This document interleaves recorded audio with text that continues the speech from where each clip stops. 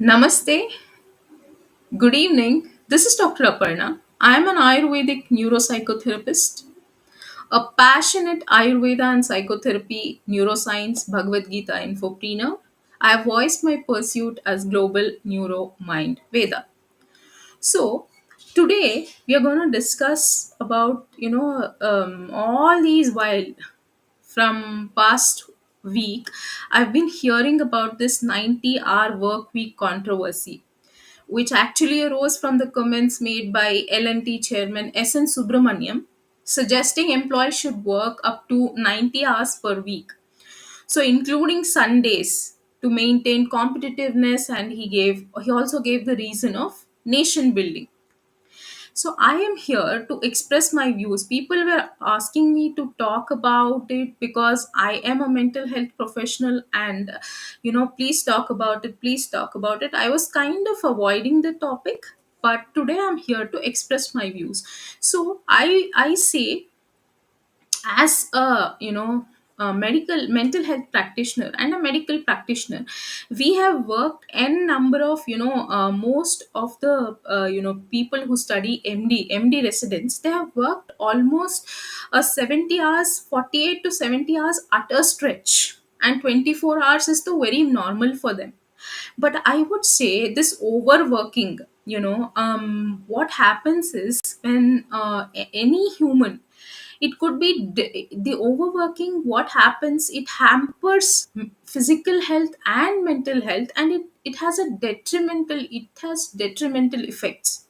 So I would say it is not ideal. And I have I would explain why this is not ideal. I'm here to explain with one of my examples. So, when I just completed my final year of medical education, so when we complete that, we have to do a 365 days of compulsory rotatory internship. That is for 1 year.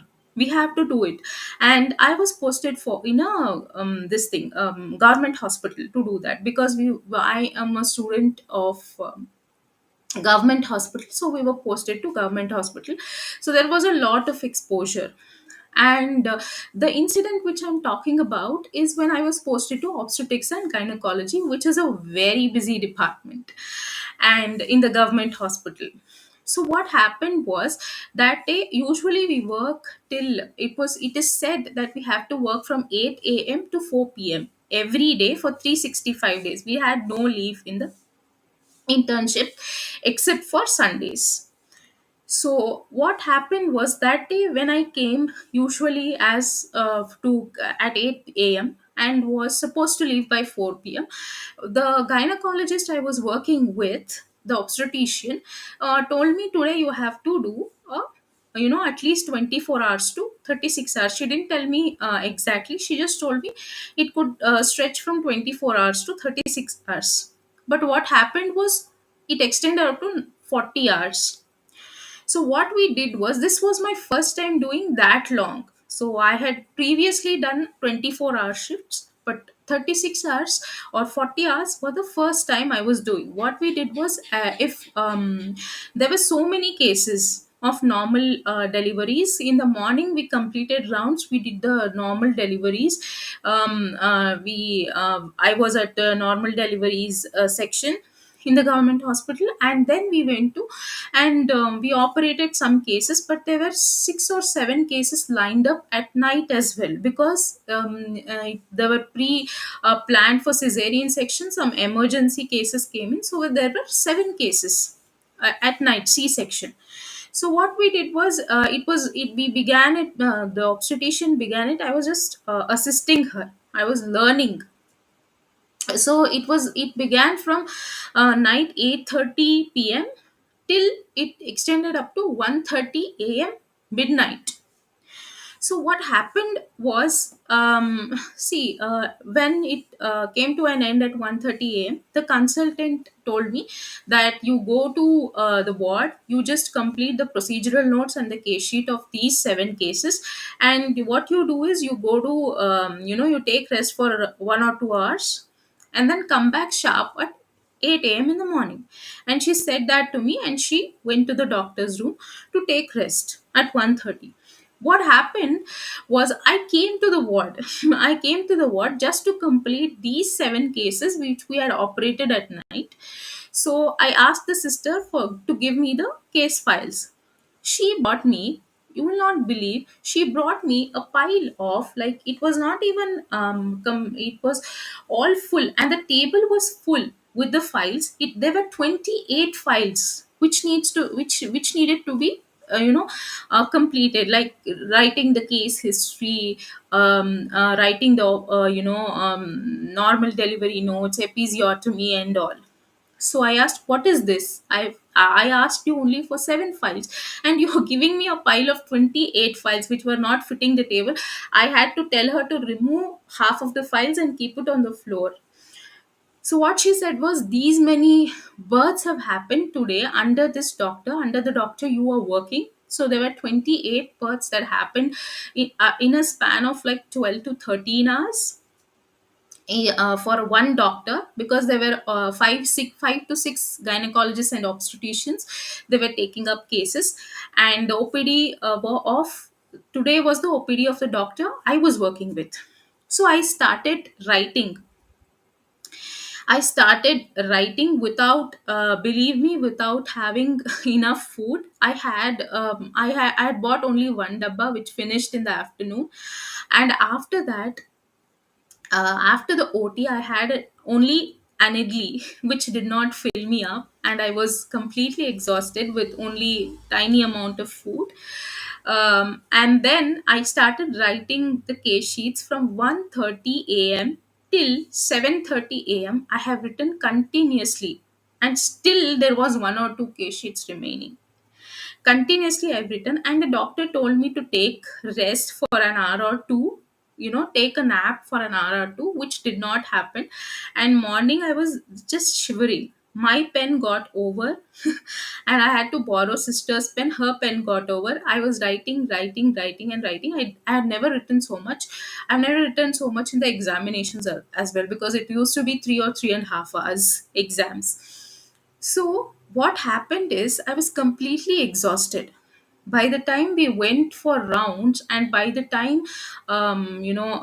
senior sister saw me, I was just in the survival mode. Like, ye kab khatam ho aur kab main ghar jaऊं. I was in that mode. So after that also, I had to stay till 12 p.m. to do the rounds and write the notes, daily notes, review notes. And I had to leave. I left by 12:15 p.m. And she said, "Okay, you can go now." So that was a thing. Next is, what happens is, it is not that we have not worked for such long hours. So what is, we have worked for 24 hours, 36 hours, 48 hours, and some doctors, I have not done that, but some doctors have worked even for 72 hours at a stretch. But do we want to do this? No, absolutely no. Because I never wanted to do this long, because it has, if it continues, it has detrimental effects on mental health and physical health. So, this was my example. I'll give you an example of a consultant. So, what happened was, once I was, after my internship, after my registration, what I did was, I joined a hospital, a corporate hospital, a big 150 bedded hospital. So I was working as a resident medical doctor. We were called physician assistant resident doctors. So because we are from the other pati, we are from Ayurveda. I was practicing both Ayurveda and allopathy, because Ayurveda mein we didn't get so much money, and it would not suffice my expenses, and I had to give it to my family, so it wouldn't suffice. So I worked both. So when I was working with nephrologist, so a nephrologist was there in the ward. What happened was, he came to rounds at 7 a.m. regularly as they come. He on a silly, simple issue, he shouted on the sister very badly in front of the patient. And after that, we were like, we were surprised. Why is he shouting for such a silly reason? What happened was, after 1 or 2 minutes, he realized that he did wrong. I have not seen such doctors who realize, come back and apologize. He actually apologized to the sister in front of the patient and relatives, because what happens is, when the doctors do that, do shout or do disrespect sisters or nurses, what happens is, patients also don't trust the sisters, and they also start disrespecting or disregarding the nurses. So maybe these people are not like that. So what he did was, he came and apologized. What he said was, see, I couldn't get any sleep last night. I was just overworked. There was a such an issue, so I shouted on you. So he apologized, and then we went with the medical head of medical services, and then we were having breakfast.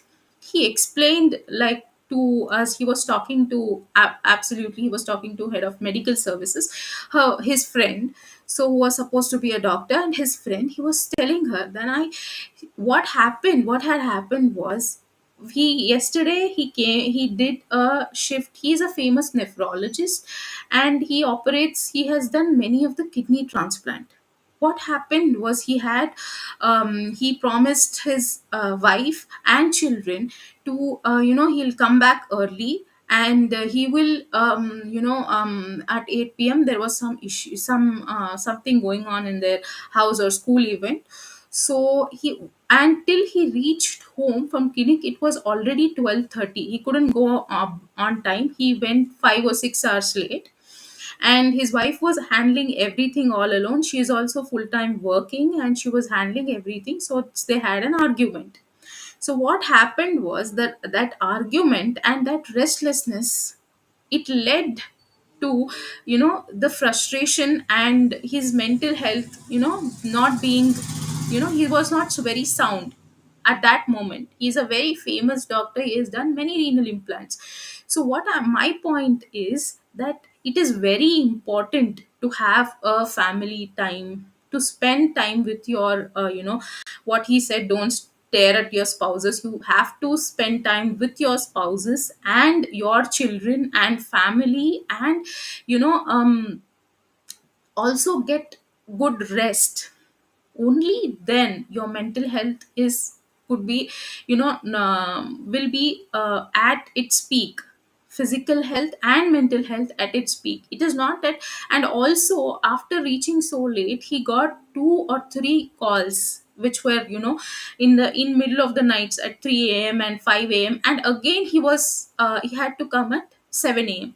So what happens is, if a person works this long and without rest, what happens is, there is decreased productivity, there is fatigue, there is burnout, there is impaired cognitive function as well sometimes. So imagine this doctor operating that renal transplant that day. Would you want to undergo a renal transplant if the doctor is so stressed, and he had not had any rest, and he's so worked up? So what happens is, whether it is a doctor, or whether it is, any professional. I am a doctor, so I'm speaking for them. So what happens is, people argue, that working for long hours leads to increased productivity. But research search this that suggests the opposite. Studies have shown that working beyond 50 to 55 hours per week can actually decrease productivity due to fatigue, burnout, impaired cognitive function. In fact, many companies have found that shorter work weeks, such as the 4-day work week, can lead to increased productivity and employee satisfaction. So, furthermore, excessive work hours have a significant negative impact on physical and mental health. So this could include increased risk of heart attacks, stroke. We recently heard about Anna, who was a chartered accountant. If I correct me if I'm wrong, and because of the workload, she was she died because of the workload. Allegedly died because of the workload. So this happens. A 26 years old Anna. So, and what is this, what also physical health consequences, what all might happen is increased risk of heart disease, stroke, weakened immunity, because of sitting. It could be obesity, musculoskeletal problems. Main thing is sleep deprivation, anxiety, depression, burnout, relationship strain, and all these. So prioritizing, so integrating work with your life, I would not say work life balance, because